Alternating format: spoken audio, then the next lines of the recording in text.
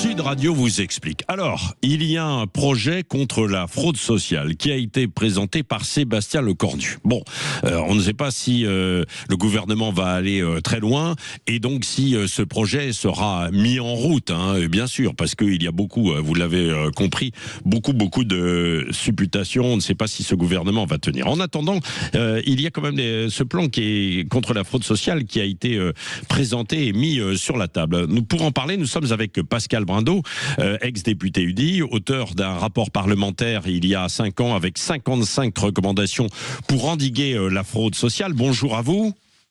Bonjour. La fraude sociale, c'est vrai qu'on en parle beaucoup et on a du mal à prendre des décisions. De quoi s'agit-il d'ailleurs quand on parle de fraude sociale ?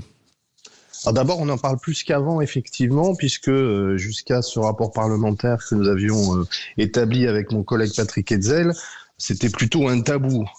On mettait la poussière sous le tapis et on disait ça n'existe pas. Au plus, les caisses d'assurance acceptaient de reconnaître qu'il y avait quelques centaines de millions d'euros qui se baladaient ici ou là. Ouais.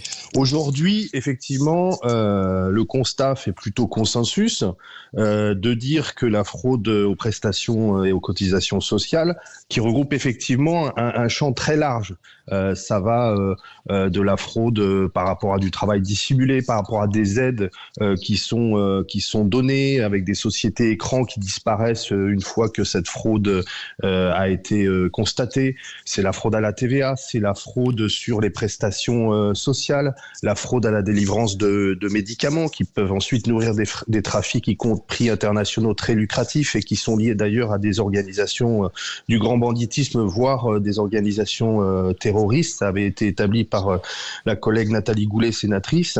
Ça recouvre effectivement un champ très large. Dans l'assurance vieillesse, dans l'assurance maladie et dans l'assurance chômage notamment. On a du mal d'ailleurs à mesurer l'étendue. Vous aviez parlé de 14 à une quarantaine de milliards d'euros. C'est énorme, alors que certains disent c'est plutôt 2, 4, 5 milliards, quoi. On l'estime à combien ? Parce que c'est la valse des chiffres, là, mais on a du mal à savoir, Les 2 milliards dont on parle souvent, ce sont en fait les fraudes qui sont constatées, qu'on a pu établir réellement. Et la fourchette de 13 à 40, c'est en fait ce qu'on peut estimer être à la lueur de ce que la fraude est, de ce qu'elle peut être en réalité, sans qu'on puisse évidemment, d'une part, la constater totalement, et ensuite sans qu'on puisse récupérer les sommes qui seraient dues. Ouais. Alors parmi les pistes, il y a une carte d'identité biométrique et une carte vitale dématérialisée, grosso modo, qui serait donc sur le portable. Est-ce que ça pourrait changer quelque chose, ça ? C'est une mesure qui est pas inintéressante, mais on est au milieu du gué en réalité. Il y a plusieurs pays qui se sont lancés dans la totale dématérialisation des données en fait d'état civil, fiscal et social.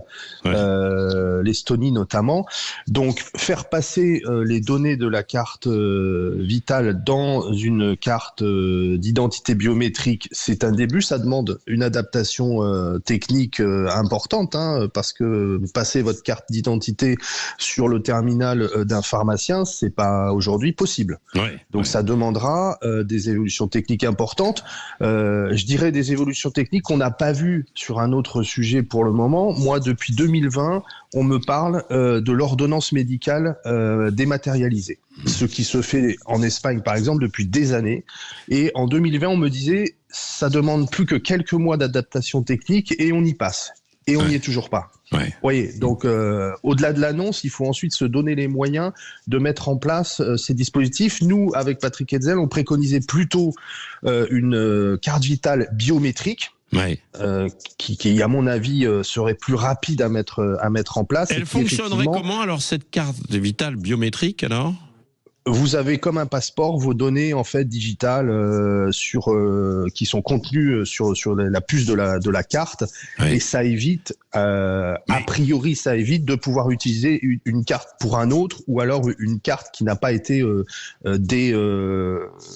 désactivée parce que vous n'avez plus droit si vous êtes par exemple une personne étrangère résidant en France, si vous n'avez plus les droits parce associés. qu'il y a vraiment beaucoup de cartes vitales comme ça qui se baladent, qui ne sont pas entre guillemets légales, quoi. Il y a un travail qui avait été fait par le magistrat Charles Prats du temps où il existait encore une mission interministérielle de lutte contre la fraude sociale qui a été supprimée depuis et qui évaluait entre 4 et 6 millions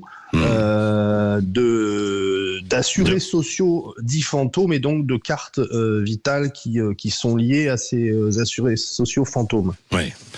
Bon, écoutez, on verra si ce sujet sera vraiment mis sur la table, parce qu'on ne sait pas si le gouvernement va continuer ou s'il va y avoir censure, même s'il va tenir. Hein. Je ne sais pas ce que vous en pensez, vous qui êtes un ex-député UDI, Pascal Brindot, sur ce gouvernement-là, hein, un mot ?